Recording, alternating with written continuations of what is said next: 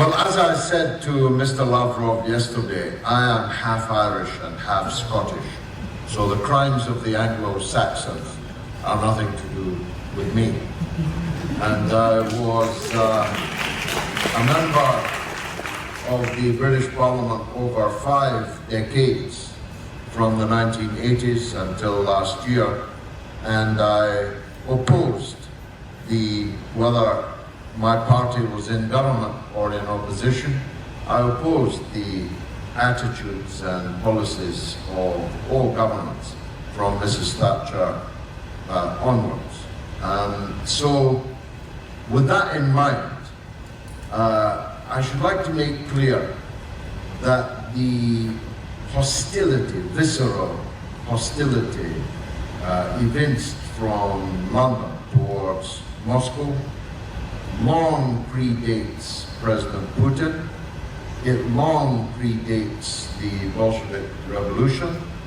It is an ancient and peculiar hatred going back to the 19th century and the imperial rivalries between the two then empires.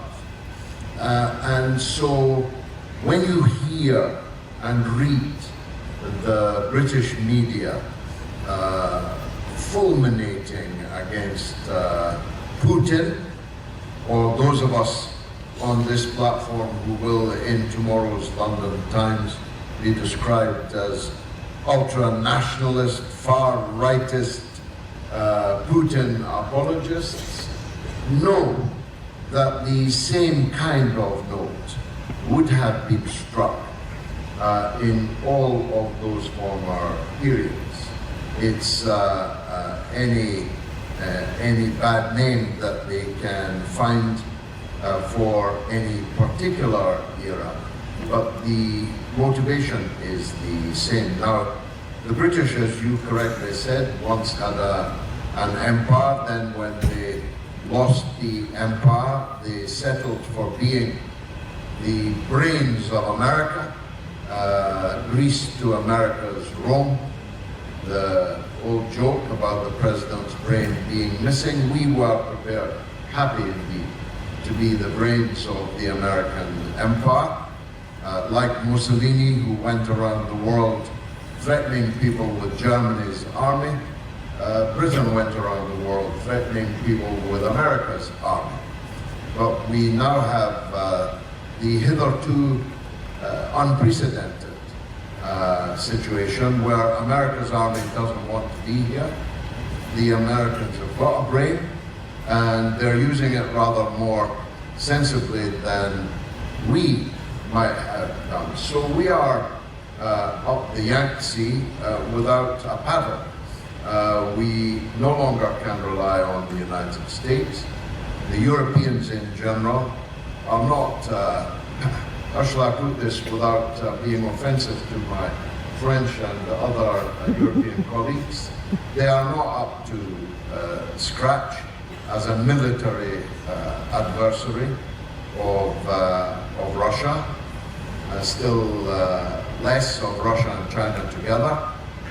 Our armed forces were able to fit into a middle-sized English football stadium our entire military forces, Army, Navy and Air Force, could fit into the stadium of Aston Villa, a middle-sized football stadium, except we're now heading towards a smaller-sized stadium with thousands more leaving the armed services than are joining. So when you hear Keir Starmer's braggadocio about placing Britain on a war footing against a nuclear-armed superpower, know that he's talking about an economy that is failing, a society that is falling apart, and an armed force which is scarcely worth talking about. And other European countries, I shan't name them, are even less of a military force. So these are the pangs coming from what is left of the Western Empire. And as scholars will know, no empire leaves the stage willingly. We had the opportunity, seeing the sun rising in the east, of getting alongside the east and absorbing some of the sunshine.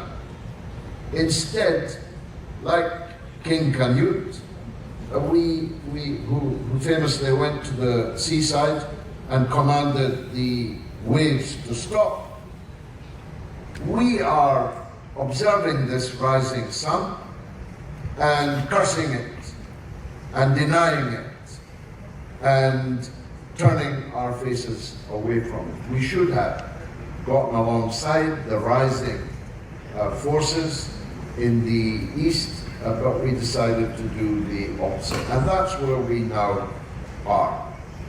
You ask, and I think His Excellency, the former Russian ambassador to London, is with us. I talked with him last night about former times.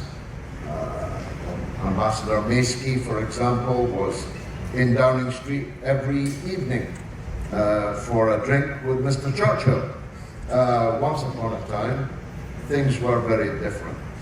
Now the Russian ambassador in London is virtually a prisoner who can scarcely leave the embassy.